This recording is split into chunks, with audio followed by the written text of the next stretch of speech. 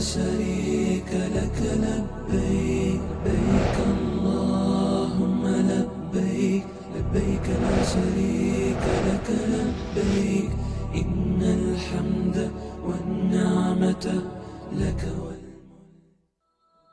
اللهم لبيك لبيك لا شريك لك بسم الله الرحمن الرحيم الحمد لله رب العالمين الحمد لله القائل في محكم تنزيله الحج أشهر معلومات فمن حج البيت أو اعتمر فلا جناح عليه والحمد لله القائل إن أول بيت وضع للناس للذي ببكة مباركا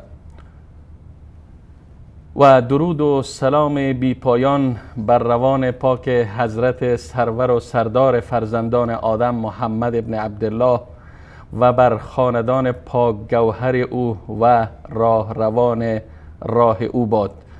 عزیزان گرامی در هر کجایی که هستید و در این لحظات بیننده شبکه جهانی وصال حق تلویزیون خودتان هستید، خدمت یکایک شما عزیزان و سروران و بزرگواران عرض سلام و ادب و خسته نباشید دارم. امیدوارم که از نعمت صحت و عافیت برخوردار و بهره‌مند بوده باشید. با اولین برنامه از سری برنامه‌های ویژه حج، برنامه رکن پنجم از طریق شبکه خودتان خدمت شما عزیزان هستیم. این برنامه ویژه برنامه حج، برنامه رکن پنجم از 25 ماه ذوالقعده، از امروز تا 15 ماه ذوالحجه به طور روزانه در همین ساعت پخش می گردد. منتظر این برنامه باشید تا در فضای روحانی و فضای معنوی و ملکوتی حج با هم زندگی کنیم. در اولین برنامه از سری برنامه‌های رکن پنجم همراه با جناب دکتر نور محمد عمرا هستیم تا پیرامون اولین موضوع از موضوعات این برنامه که حج از دوران ابراهیم علیه که کعبه از دوران ابراهیم علیه السلام تا امروز است همراه با شما عزیزان و بزرگواران باشیم. من به اجازه شما خدمت جناب دکتر نور محمد عمرا عرض سلام و ادب و خسته نباشید دارم در استودیوی برنامه رکن پنجم. جناب دکتر، چون اولین برنامه از این برنامه است، من خدمت شما عرض سلام و ادب دارم و خوش آمدین. خیلی خیلی ممنون، لطف دارید. البته من خدمت شما میگم خدا قوت، خسته نباشید نمیگم چون که ما خسته نیستیم و دیگه نیازم نیست خسته بشیم. البته در این اجوای حج و مقدمه زیبای جناب استاد سیقل من پرواز کرده بودم، در اجوای حج بودم. واقعا فرصتی زیباست. خدا را شاکریم که به ما عمری داد و به این لحظات رسیدیم تا با شما و با بینندگان عزیز همراه باشیم این لحظات ملکوتی و عبادت رکن پنجم رو. و پیشا پیش عرض سلام و ادب و احترام دارم خدمت شما و این عبادت بزرگ رو و این ایام مبارکی که بهترین ایام الله هست و در پیش رو داریم انشاءالله. 10 روز اول ذوالحجه رو پیشا پیش انشاءالله به همه شما تبریک میگم و امیدوارم که خداوند متعال بر ما منت بذاره و زندگی بده و بتونیم این 10 روز رو هم کسب کنیم. عرض سلام و ادب و احترام هم دارم خدمت شما بینندگان عزیز و امید است که انشاءالله ما رو همراهی کنید در طول این 25 روز که اجوای حج رو بیاریم به خونه هامون، دل هامون، کعبه اعمال حج باشه و انشاءالله با حاجیان گام به گام با حاجیان همراه باشیم. اینجا یادم میاد استاد سیقل یک حدیث بسیار عجیبی از پیامبر اکرم صلی الله علیه و سلم که این رو به عنوان اولین تحفه و ارمغان پیش میکنیم خدمت همه عزیزانی که امسال نتونستن برند حج و قلباشون رو فرستادن به مکه مکرمه. حدیث عجیبی هست استاد سیقل. با من همراه باشید و ما با پیامبر اکرم صلی الله علیه و سلم داریم از تبوک برمیگردیم. خب هوا گرم، بله. بسیار گرم، بالای 52 درجه. مردم دارند از اون سو برمیگردند، رفتن 800 کیلومتر راه رفتن به تبوک، از تبوک دارند برمیگردن. راه رو که همه میدونیم دیگه، همش کوه هست و دره است و صحرا هست و اینا. در مسیر پیامبر خدا صلی الله علیه و سلم میفرمایند به این صحابه خسته و کوفته‌ای که این همه مشقت رو تحمل کردن، میفرمایند که شما هیچ وادی رو داخلش نشدید، نیومدید بیرون، هیچ کوهی رو بالا نرفتید، نیومدید پایین، هیچ مسیر و مشقتی رو طی نکردید، هیچ، مگر اینی که افرادی در مدینه بودند گام به گام با شما همراه بودند. تو مدینه نشستند زیر سایه درخت خرما، تو اون بسیار راحتی با ما در اجر شریکند یا رسول الله. بله. چی بود؟ حبسهم العذر. اینا میخواستند برند، دلشون پر از شوق، اومدن پیش رسول خدا صلی الله علیه وسلم که ما رو با خودتون ببرید یا رسول الله. پیامبر گفتند والله ببخشید، من هیچی همراهم ندارم، نه آذوقه‌ای دارم، نه به اصطلاح مرکبی که شما رو به سوون مهمات جنگی که شما رو با خودم ببرم. برگشتند و چشماشون تفیض من الدمع، چشماشون اشک ریزان است که حسرت میخورند که ما نمیتونیم. خیلی از عزیزان الان در خونه هاشون هستند، عذری مانع شد که به حج برن، همشون با حاجیان گام به گام همراه هستند و ما میتونیم باز در مسیر با حاجیان با تصویرهای زنده‌ای که به اصطلاح منتقل میشه احساساتمون رو هم سعی کنیم با حاجی همراه کنیم و قبل از اینکه حاجی برگرده و حاجی رو در بغل بگیریم مفاهیم حج رو در بغل گرفته باشیم. تشکر جناب دکتر که صحبتتان با این نوید و این مژده زیبا آغاز کردین تا آن عده از مسلمانانی که بنا به اعذار مختلف نتوانستند به زیارت بیت الله و به حج بیت الله الحرام مشرف شوند در دلشان چیزی نگیرند و به این فکر و به این گمان باشند که گویا گام به گام همراه حجاج بیت الله الحرام دارند در سرزمین وحی در حرمین شریفین در حال قدم زدن هستند. به ویژه حجاج سرزمین ایران، سرزمین غیوران که در نتیجه اعمال خودسرانه و مغرضانه رژیم آخوندی ایران امسال نتوانستند وارد سرزمین وحی شوند و همراه با تمام مسلمان های جهان که امروز از سر تا سر کره زمین بدون استثناء در دیار مقدس حرمین شریفین گام میزنند و با هزاران شور و شوق در ماحول و پیرامون و اطراف کعبه میچرخند با آنها نیستند. با نویدی که جناب دکتر نور محمد عمرا با استناد به حدیث رسول الله صلی الله علیه و سلم، با استناد به فرموده رسول الله صلی الله علیه و سلم دادند، تک تک شما عزیزان به خصوص آنانی که گفتم در نتیجه اهداف مغرضانه و شوم رژیم آخوندی نتوانستند امسال به حج بیت الله الحرام مشرف شوند، انگار با حجاج هستین و در سرزمین وحی قدم میزنید.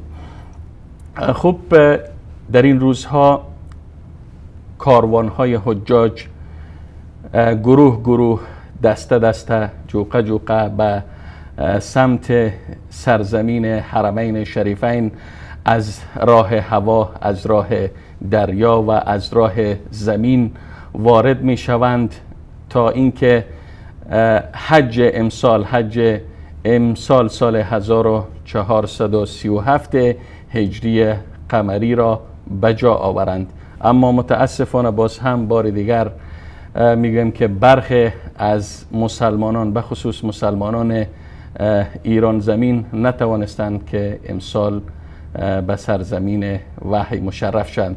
اما شبکه جهانی وصال حق فضا و اجواء روحانی و معنوی حج را امسال به خانه های تک تک شما عزیزان منتقل خواهد کرد. در اولین برنامه از سری برنامه‌های رکن پنجم، ویژه برنامه حج با موضوعی که پیوند ناگسستنی با حج دارد با شما هستیم. موضوع این برنامه ما کعبه از دوران ابراهیم علیه السلام تا امروز است. در این برنامه تلاش خواهیم کرد تا مختصر از تاریخچه کعبه را خدمت شما بیان کنیم و همچنین به مهمترین حوادثی که در راستای محو و نابودی کعبه از طرف مغرضان صورت گرفته به آن اشاره کنیم و همچنین اشاره داشته باشیم به اینکه چرا برخی از کشورها امروز حجاجشان را از آمدن به حج و از زیارت بیت الله الحرام مانع میشوند. جناب دکتر، چه بهتر است برنامه را با تاریخچه از بنای کعبه، بنای اولین خانه در روی زمین بیاغازیم. بسم الله الرحمن الرحیم. الحمدلله و الصلاة و السلام علی حبیبی و مولای رسول الله و علی آله و صحبه و من والاه. قصه بنای کعبه خب یه قصه تاریخی است از ابتدای امرش. حالا برخی از مورخان میگن که کعبه رو فرشتگان اولین بار بنا نهادند، چون که به هر حال کعبه هست یک سیستم هست، فقط کعبه نیست. بالای کعبه در آسمان هفتم بیت المعمور هست، چیزی مشابه کعبه و اونجا هم فرشتگان طواف میکنند. پس این یه چیزی بود که اساساً وجود داشت. بعضیای دیگه گفتن نه آقا، این خب کعبه مال بنی آدمیان هست، فرشتگان هم به اصطلاح اون طرح کعبه رو به حضرت آدم علیه السلام دادن و حضرت آدم کعبه رو بنا کرد. بعد از اون شعث ابن آدم باز تجدید بنا کرد. بعد از اون طوفان نوح شد و همه اینا، یا قبل از اون به اصطلاح قصه حضرت ابراهیم بود، بعدش طوفان شد و نوح به اصطلاح گم شد و فلان از این حرفا. در مجموع اون چیزی که ثابت هست و کعبه با اون ربط پیدا میکنه و مشاعر و مناسک حج با اون انس داره، بنای حضرت ابراهیمی هست. حضرت ابراهیم علیه السلام رو خداوند متعال دستور دادند که اومدن در منطقه‌ای که الان مکه مکرمه هست، جای کعبه، در اینجا همسرشون رو با تنها فرزند نوزادشون رو اونجا رها کردند به امر الهی. بعد از اون حوادثی که به وجود اومد و زمزم اومد و قبیله جرهم اومد و این منطقه رونق گرفت. بعدها که به اسماعیل بزرگتر شده بود، خداوند متعال پیامبرش رو امر کردند که برید اینجا کعبه رو بنا کنید. همین روایات خودش اشاره داره که حضرت ابراهیم بنای کعبه رو بر یک اساسی که از پیش بود بنا کرد. درسته از بین رفته بود، گم شده بود بر اثر طوفان نوح علیه السلام و گذر تاریخ. خب اما جا رو که پیدا کردن اون به اصطلاح اساسات و قواعد و زیربنا بود، زیربنایش موجود بود. بله، در همین روایات مثلا میاد که زیربنا بود و حضرت ابراهیم کعبه رو بنا کرد و یادگاری هم از اون زمان از خودش به جا گذاشت که به اصطلاح خود حج به اصطلاح مقام ابراهیم باشه. مقام ابراهیم خودش یه معنای بسیار زیبایی داره و اون اینی که خداوند متعال به حضرت ابراهیم امر کرده بود که کعبه رو بنا کنه. بنای کعبه بر اون اساس دیگه از حضرت ابراهیم همین رو میخواست که در حدی که به اصطلاح توانش هست، اما حضرت ابراهیم نمادی از تجلی ایمان هست. حضرت ابراهیم کسی است که کاری که میخواد بکنه به بهترین وجهش میکنه و سنگ رو آورد، روی همین سنگ وای میستاد تا بتونه به اصطلاح دیوار کعبه رو بالاتر ببره و خداوند متعال هم اثر پای حضرت ابراهیم رو واسه ما نگه داشت که اسمش مقام ابراهیم هست. انگار که ما هر وقت میریم با حضرت ابراهیم عهد میبندیم که ما گام به گام شما در همین راستایی شما سیر کردید حرکت میکنیم. این کعبه از اینجا آغاز شد و اذن فی الناس شد. حضرت ابراهیم مردم رو به حج دعوت کرد و از اون روز هست که قوافل حج تا به امروز به حج میاد و کسی هم حق نداره از ممانعت ایجاد کنه. بعد از حضرت ابراهیم علیه السلام این کعبه موند و عبادت حج هرگز متوقف نشد. در زمان قبل از بعثت رسول اکرم صلی الله علیه و سلم، پیامبر حدود 25 ساله بود. در این وقت بر اثر گذر زمان و بارونها و سیل و اینا که اومده بود، کعبه اون به اصطلاح دیواراش بعضی افتاده بود. به هر حال کسی جرئت نمی‌کرد، با کعبه است به هر حال بنای الهی است. الان با این بنای الهی ما چطور رفتار کنیم؟ آیا حق داریم؟ کسی به خودش حق نمیداشت که مثلا بازسازی بکنه، کسی حق به خودش اجازه نمیداد که چیکار کنیم؟ مردم یک روند خاصی در دسترسشون نبود، چون که یک برنامه خاص رو باید یک پیامبری رهبریت کنه. و اما با وجودی که اونها مشرک بودن، یک تکریم و بزرگ داشته ویژه را نسبت به کعبه. کعبه از روزی که بنا شده همیشه برای همه اقوام و همه ملت ها جایگاه خودش رو داشته، جای به اصطلاح مقدسی بوده همیشه. حتی مشرکان هم خب شگفت آور و تعجب آور اینجاست که مشرکی که خود شرک بزرگترین گناه هست، باز هم با این وجود به کعبه کعبه دیگه خانه خدا بود و مشرکان که می اومدن بت رو اینجا می ساختن، برخلاف اون چیزی که خیلی از ما تصور میکنیم، این به اصطلاح بت‌ها که می ساختن، این بت‌ها رو خدای بزرگ نمیدونستن، اینها رو به اصطلاح ترانزیتی میدونستن، خدای ترانزیتی که به طریق اونا به خدای بزرگ برسیم، واسطه بینشون، واسطه میگفتن انما نعبدهم لیقربونا الی الله زلفا. ما از اینا عبادت اینا میکنیم چون اینا شکل بزرگان هست، شکل پیامبران هست، شکل نمیدونم اولیا هست، غوث هست، فلان هست، ما رو به خدای بزرگ میرسونه. چون احساس میکردن یا گمان باطلشون بر این بود که ما خودمون کی هستیم که به خدا برسیم. از راه این به اصطلاح کوره راه ها ما میخوایم به خدا برسیم. در هر صورت تصمیم بر این شد که باید ما کعبه رو بازسازی کنیم. به این صورت نمیشه، به خصوص که دزدا هم اومده بودن، یک به اصطلاح چیزای قدیمی که مونده بود از پیامبران گذشته، حضرت ابراهیم و بعدها، کنزها و به اصطلاح گنجهایی که در کعبه میگن بود، اینا رو برده بودن. اینجا بود که قریشیان تصمیم گرفتن که آقا باید کعبه رو بازسازی کنیم و اومدن کعبه رو بازسازی کردن. یه موردی براشون پیش اومد. قریش با همه اون پلیدی در اعتقادی که داشتن میدونستن این خانه خداست، نباید در خانه خدا، در ساخت خانه خدا مال حرام استفاده بشه. بله. خب اون حلالی که داشتن رو جمع کردن، دیدن که ما نمیتونیم خانه خدا رو به اون شکلی که حضرت ابراهیم علیه السلام ساخته بود به اون بسازیم. مع این سرمایه‌ای که داشتن کفاف نمیکرد.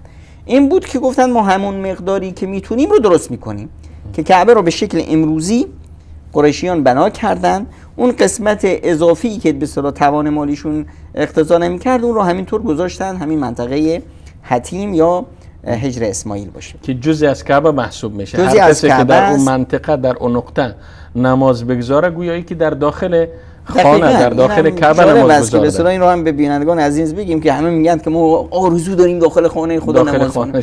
داخل خانه خدا میخوای نماز خونی، در داخل همین حجر اسماعیل داره کند نماز بخونی.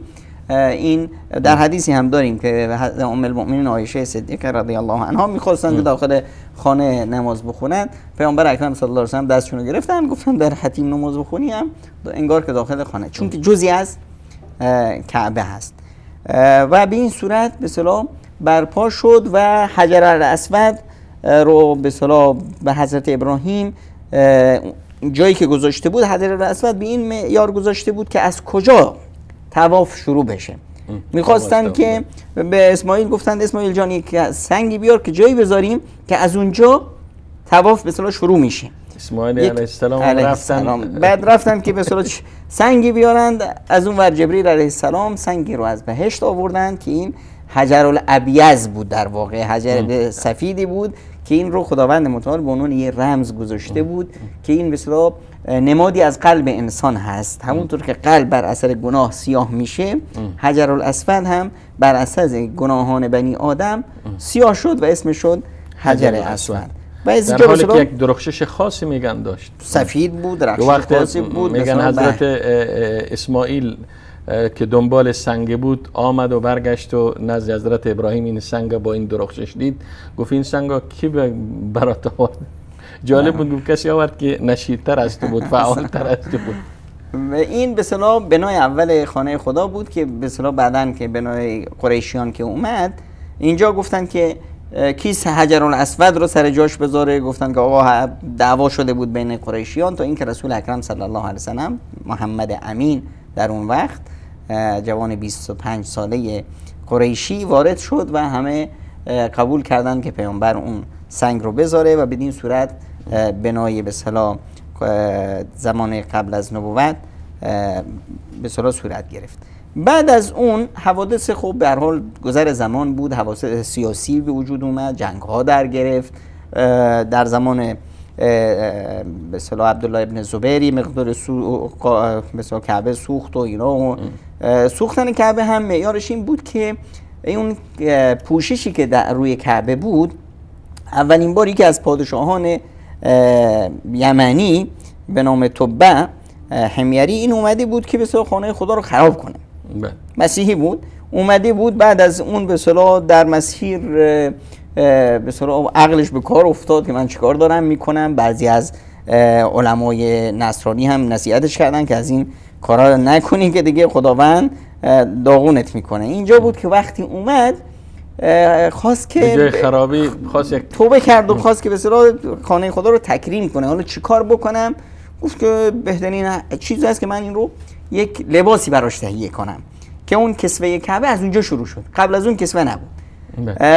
به اصطلاح اولین پوششی که هم کرد خب یه چیز گران قیمت میخواست خانه رو بپوشونه که یک پوششی از جلد به اصطلاح حیوانات برای کعبه درست کرد. بعد از اون دیدن که جلد خیلی پوست خیلی سنگینه.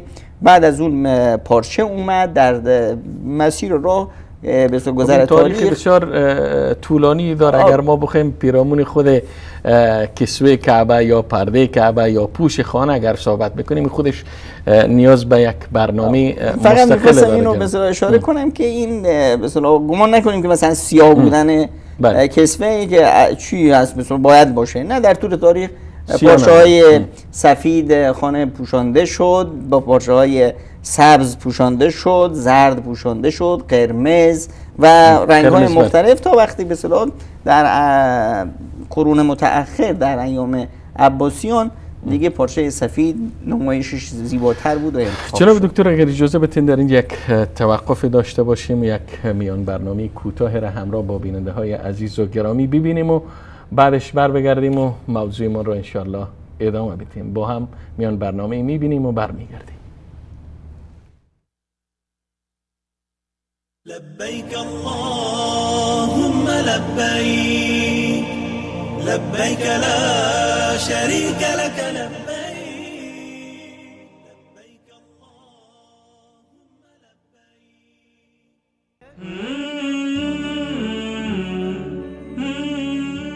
حج امسال با وصال حق از تاریخ 25 ذوالقعده تا 15 ذوالحجه با ویژه برنامه‌های حج. شبکه جهانی وصال حق احساسات صادقانه و قلب‌های مشتاق شما عزیزان را با ویژه برنامه رکن پنجم به مهمانی خانه پروردگار ذوالجلال می‌برد. این برنامه را همه روزه و به صورت زنده در ساعت 17:30 به وقت مکه مکرمه، 19 به وقت تهران و کابل و 19:30 به وقت تاجیکستان مشاهده خواهید نمود. در این ایام بیش از 100 فیلم مستند از حج و مناسک و سرزمین حرمین شریفین و 200 میان برنامه کوتاه از آیات، احادیث و سرودهای مختلف در انتظار تماشای شماست تا شما را با خود به سفر حرمین شریفین ببرد. 80 برنامه تلویزیونی در موضوع حج، احکام، درس‌ها و تاریخ آن با مشارکت اساتید شبکه جهانی وصال حق شما را به تماشا فرا می‌خواند. برنامه حرمین با اجرای مولانا عبدالقدوس دهقان. برنامه لبیک با اجرای دکتر نور محمد عمرا. برنامه درس هایی از حج با اجرای مولانا مجیب الرحمن انصاری. إلهي واسع الكرم برنامه آیات حج با اجرای استاد فضل الحق سلیمانی. همچنین در ایام مناسک حج با پوشش کامل این عبادت عظیم به صورت زنده دست به دست هم و همگام با حجاج بیت الله الحرام حج امسال را تجربه خواهیم نمود. شبکه جهانی وصال حق از تاریخ 25 ذوالقعده تا 15 ذوالحجه حج امسال را به خانه شما خواهد آورد.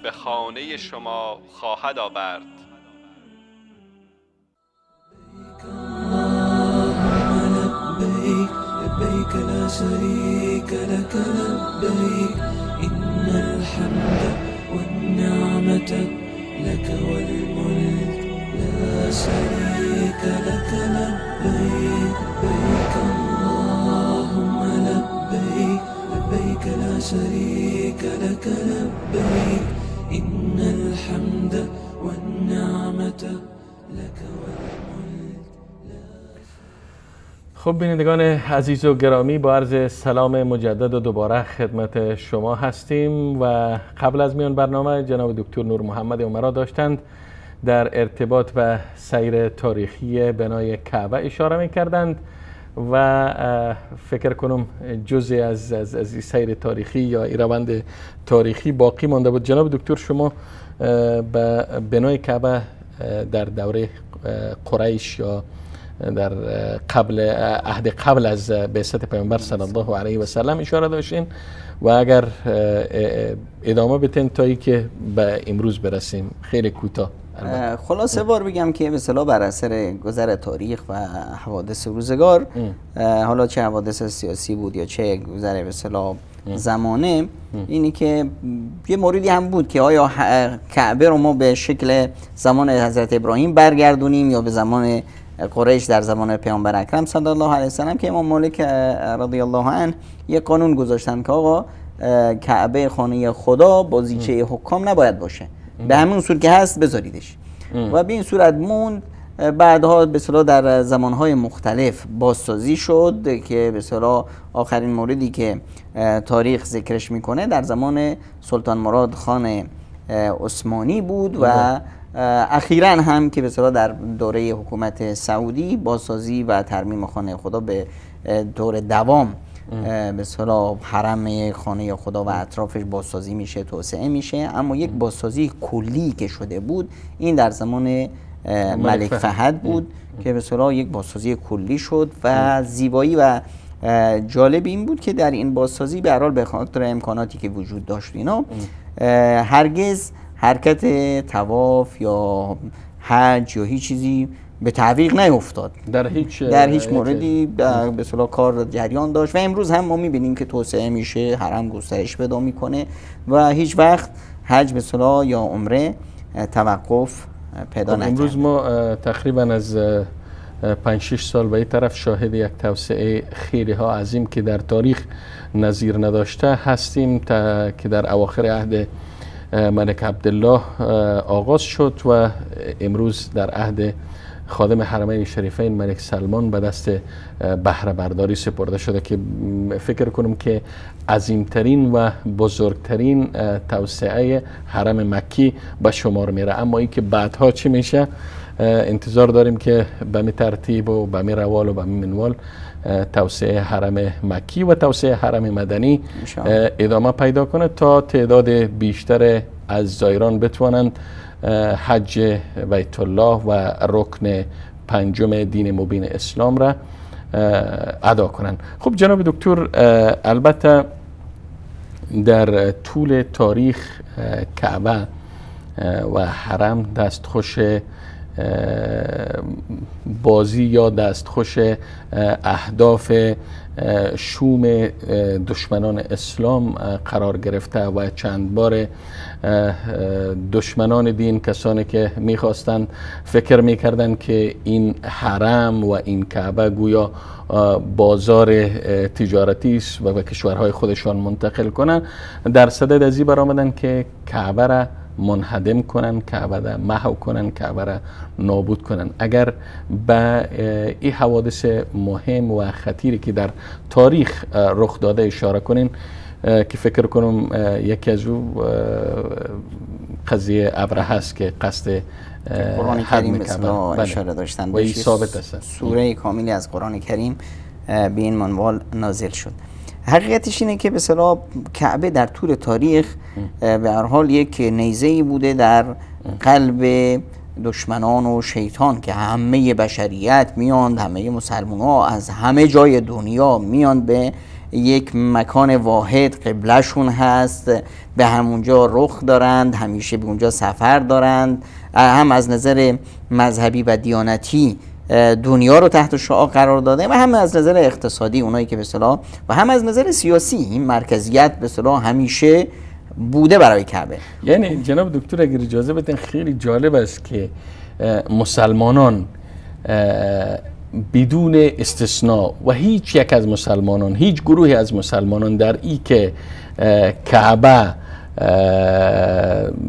قبلگاه مسلمانان است و باید حج در اونجا صورت بگیره و باید به اونجا رفته شود، در طول تاریخ هیچ کس اختلاف در این مورد نداشته و همیشه به مو تعبیر عربی محوای افئده بوده، محوای دلها بوده، محوای دلها بوده.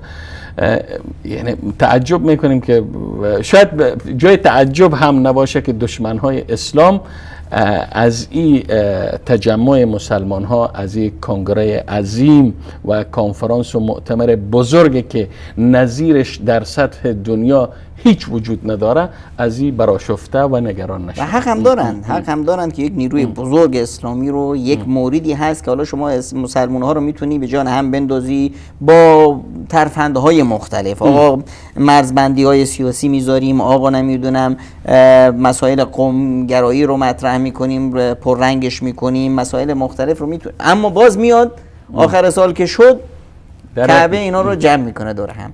این برای همه باعث دردسر بود. ابرهه هم وقتی که به اصطلاح به کعبه حمله کرده بود، قضیه همین بود، میخواست که این به اصطلاح بوصله سیاسی یا اون قطب حرکت جامعه بشری رو تغییر بده. از کعبه به جای دیگه یک قله سی خودش یک کلیسایی درست کرده بود در یمن که به اونجا بیان. هدف از تخریب کعبه هم همین بود که آقا کعبه ای در کار نباشه تا همه این بشریت به جای اینکه برن به مکه مکرمه بیان به کلیسای ایشون. و خداوند متعال ابرهه رو به اصطلاح از بین برد. در طول تاریخ ما این ابرهه‌وارها رو، ابرهه نماها رو داریم و امروز هم داریم. ابرهه اشرم در تاریخ نمرد. در سال 317 بدایت آغاز قرن 4 هجری یک گروهی از تنه جامعه اسلامی جدا شده بودند که اینها بودند یک شیعیان باطینی که بهشون میگفتن قرامطه. قرمطی ها که ابو طاهر قرمطی به اصطلاح سرکردهشون بود.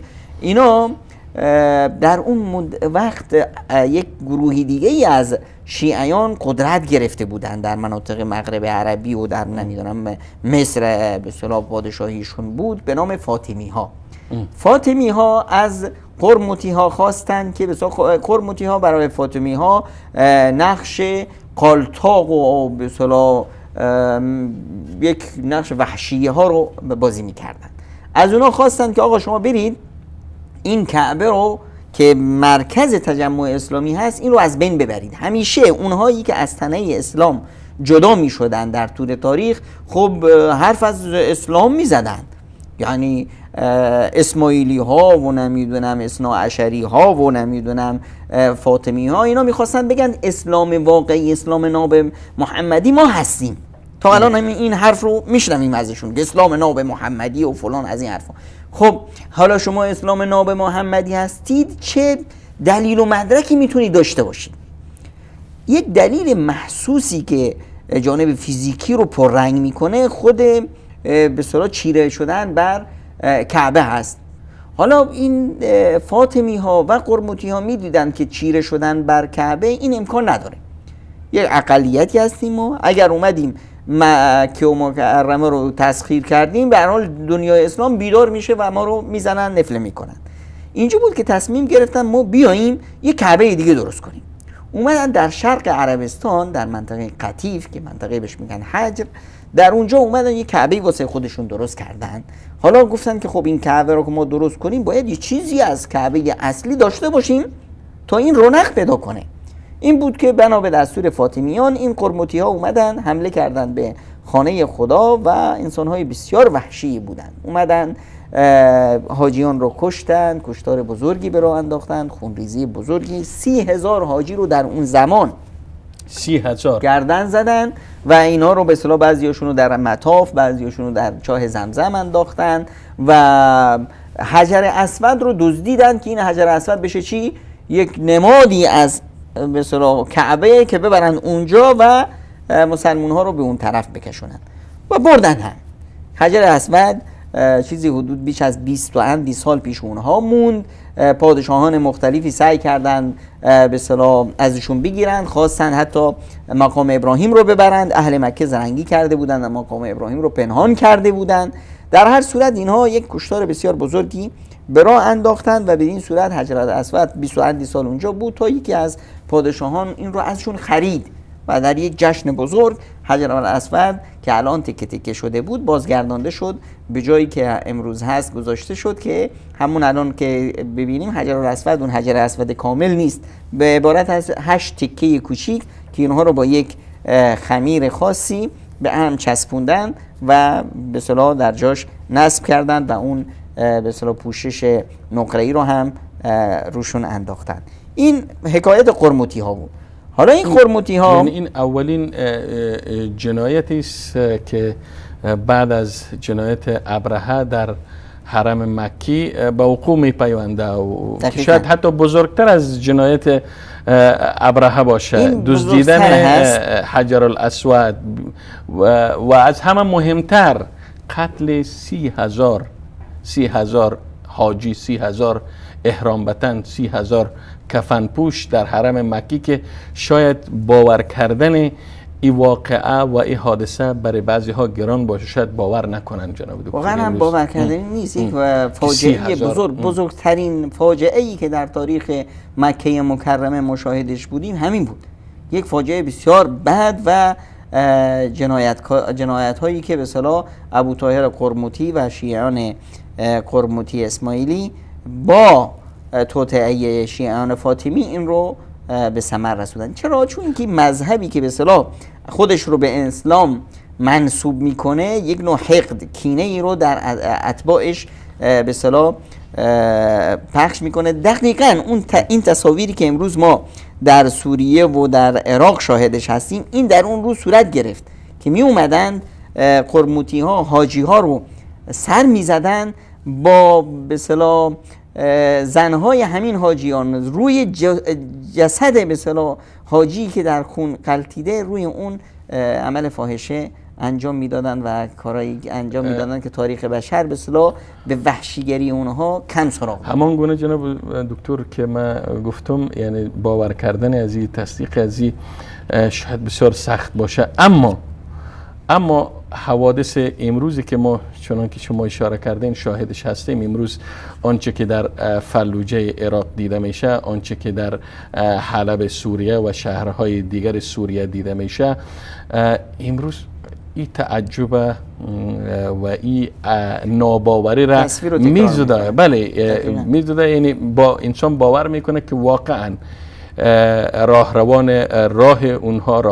راه قرمطی ها باز هم جنایات و فاجعه های نیاکانشان را میآیند تکرار میکنن و متاسفانه امروز میبینیم که رژیم آخوندی ایران که نسخه و کاپی طبق الاصل از قرمطی ها هستند، امروز خودشان وقت فاجعه را در منا برنامه ریزی کردن و براه انداختن و باعث شهادت صدها حاجی شدن. امروز این بزرگ جلوه میتن و نمیفهم سال روز شهادت تعداد از حاجی ها. اما هیچ گاه از شهادت 30,000 حاجی توسط قرمطی ها هیچگاه اشاره نمیشه و به این موضوع پرداخته نمیشه. با اجازه شما این نقطه رو اشاره کنم که این قضیه منا قضیه اول نیست، یعنی اولین جنایتی نیست که نظام آخوندی یا بیت رهبری ایران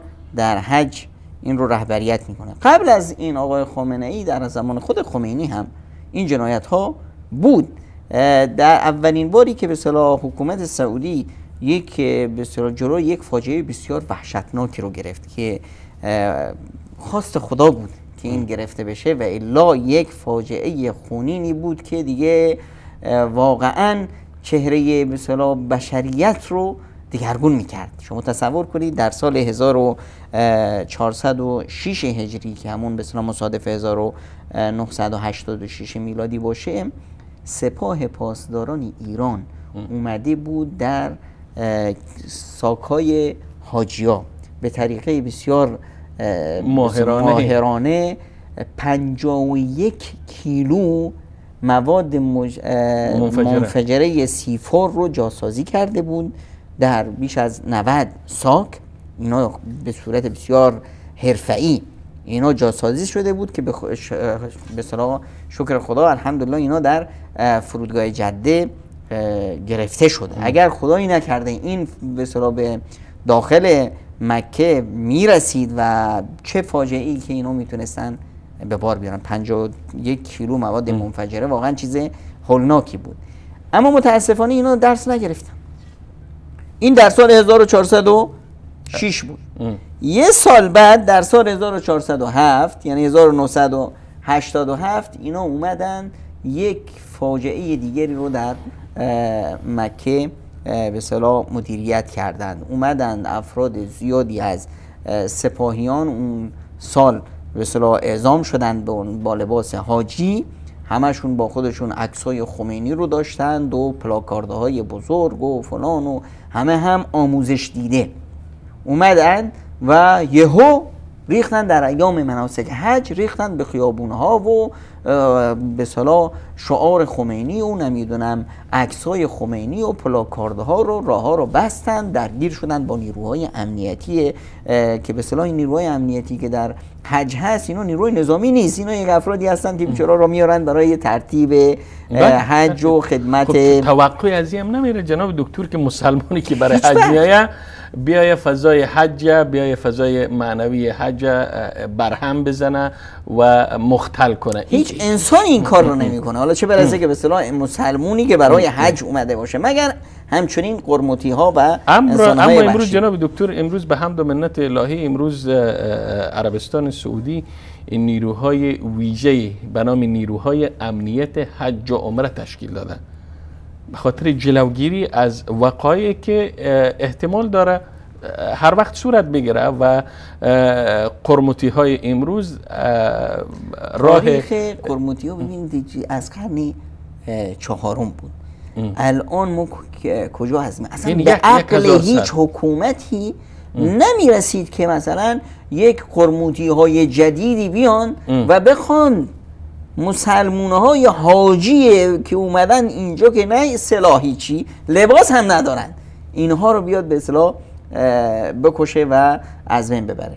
این صورت گرفت، درگیری ها شد، بیش از 80 اندی از بسیار نیروهای امنیتی، بسیار نیروهای بسیار خدماتی کشته شدند، بیش از چند صد تا از حاجی کشته شد، صدها نفر زخمی شدند. اینا همین افرادی که به اصطلاح چوب و چاقو و مواد منفجره و اینا در دست داشتن و از ایران اعزام شده بودند. این درست یک سال بعد از اون فاجعه بود.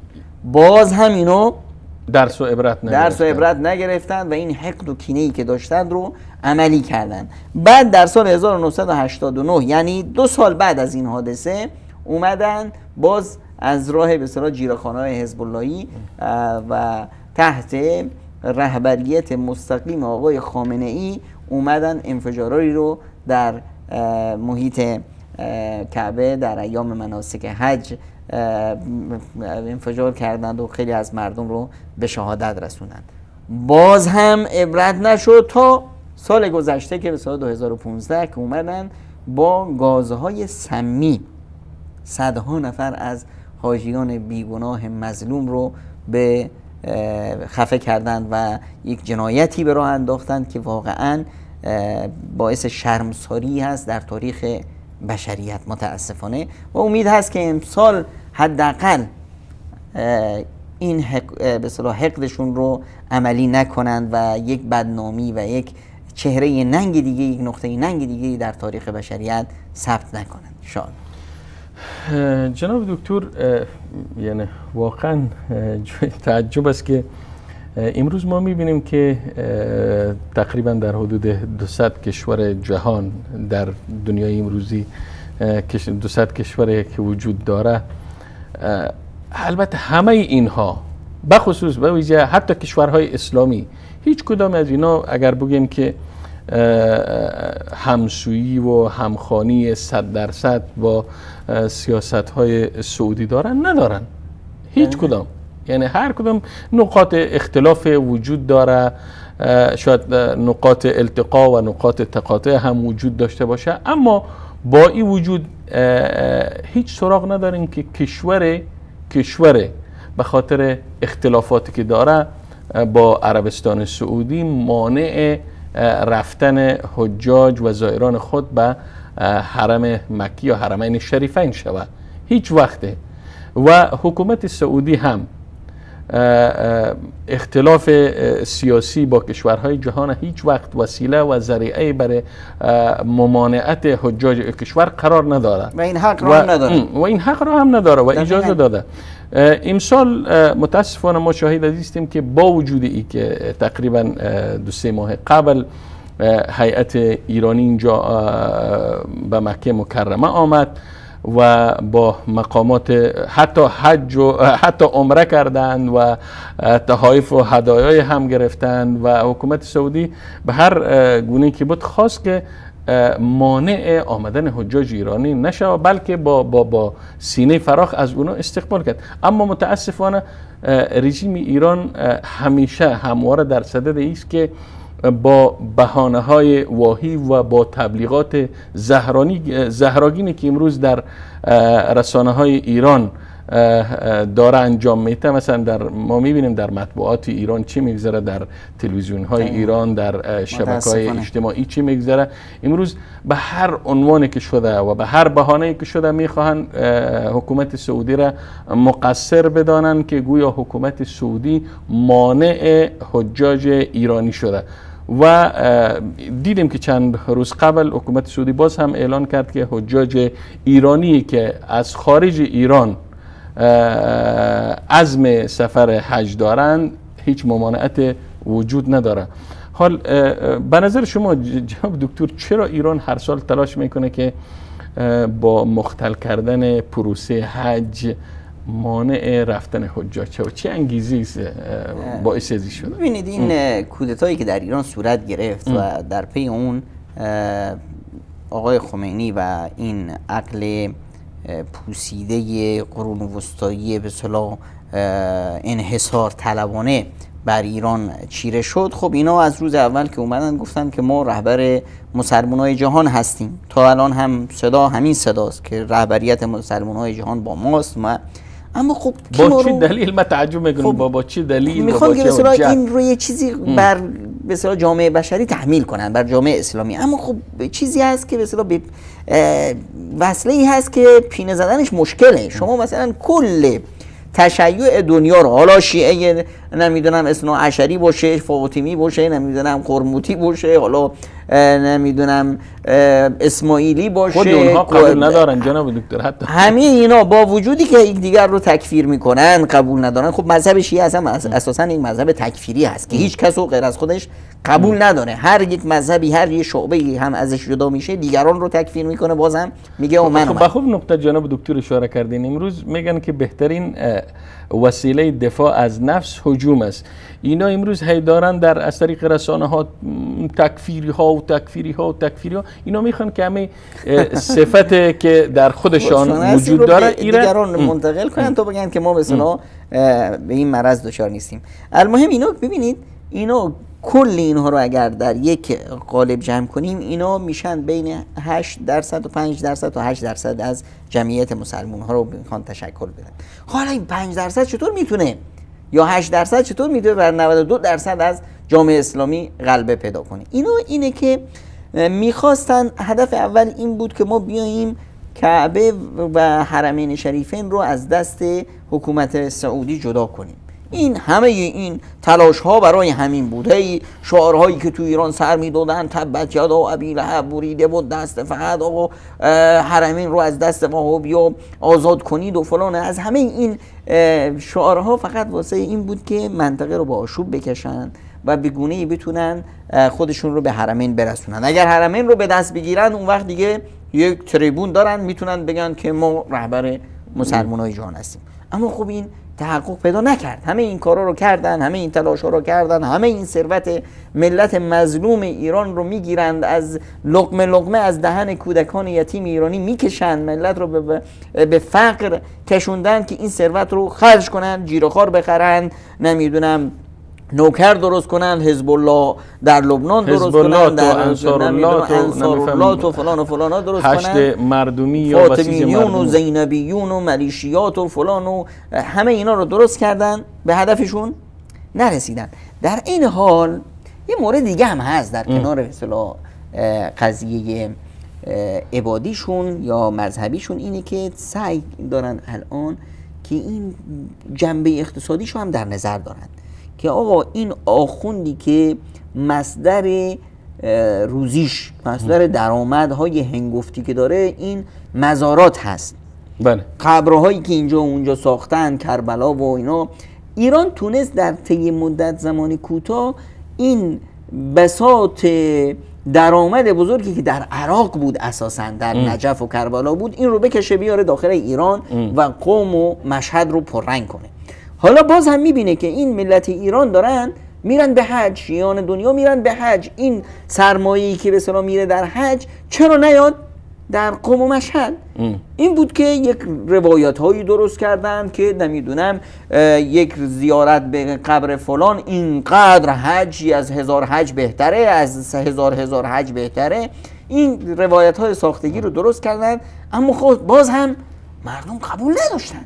کیه که بیاد مثلا بگه که خانه خدا رو رها کن، برو نمیدونم قبر امام رضا در مشهد، برو قبر نمیدونم الا افرادی که اما عقل و خردشون گویا اختطاف شده باشه و ذهنیتشون کاملا از بین برده. حتی همچنین افرادی بازم عشق دارن که برن خانه خدا.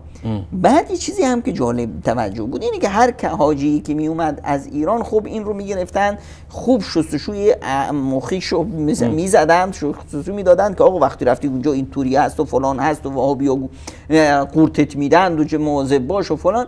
وقتی میرفت به حج میدید که قضیه کلا فرق میکنه، معکوس است. بعد با یه چیزی که اصلا اکسیژن هوای حج هست، توحید هست، اون چیزی که دیگه اونا رو ازش خیلی میترسن و نمیتونستن تا سالها را اینا مانع آمدن شون و تلاش میکنن که هر سال با یک بهانه امسال تانستن. چنانچه ما در رمضان میبینیم جناب دکتر، در رمضان چرا در رمضان مثلا حجاج ایرانی در زائرای ایرانی در مکه یا در مدینه وجود نداره؟ علتش چی است؟ همینه که اینا که بیان اونجا متاثر میشن. حالا مثلا یا همشون یا کلا برمیگرده طرف میاد به اصطلاح اسلام واقعی رو قبول میکنه و میاد موحد میشه، یا اینی که حداقل اون تصویری که تو ذهنش گذاشتن اون از بین میره و فکر میکنه که میدونه که به اصطلاح همه اون حرفی که این آخوندا به خورد ما میدادن همش دروغ هست.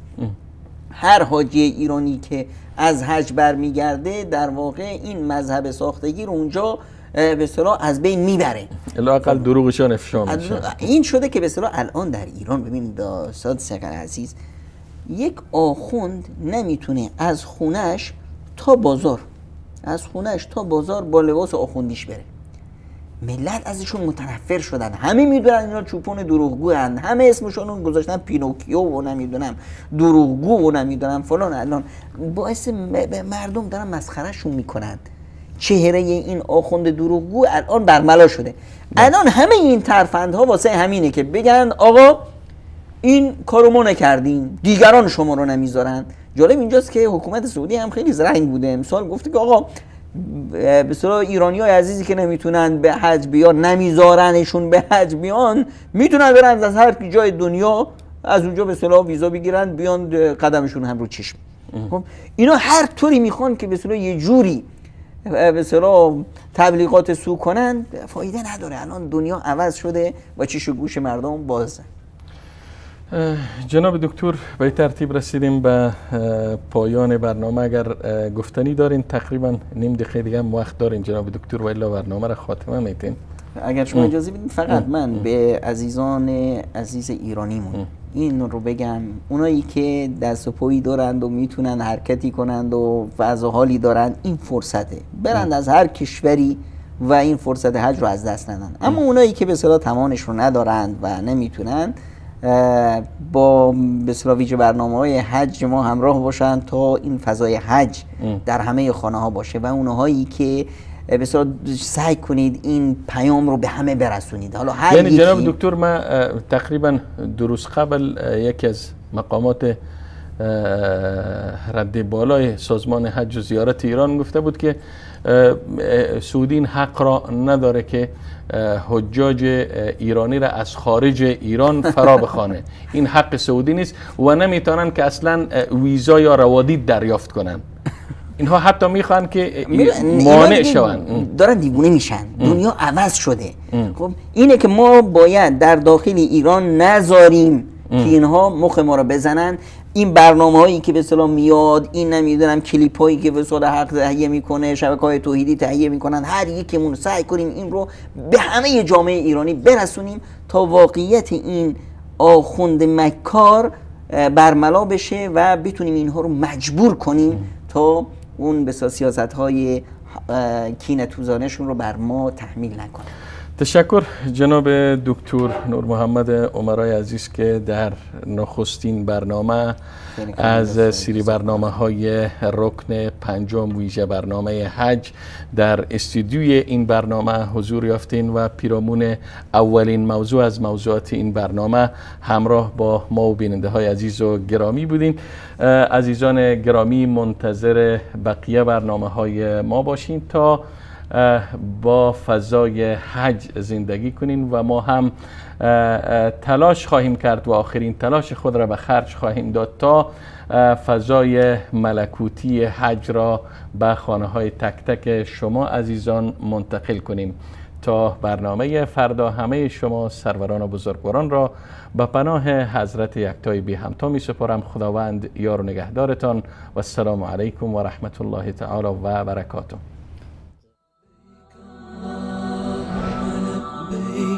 لبيك لا شريك لك لبيك إن الحمد والنعمة لك والملك لا شريك لك لبيك لبيك اللهم لبيك لبيك لا شريك لك لبيك إن الحمد والنعمة لك والملك لا شريك لك لبيك لبيك اللهم لبيك لبيك لا شريك لك لبيك إن الحمد والنعمة لك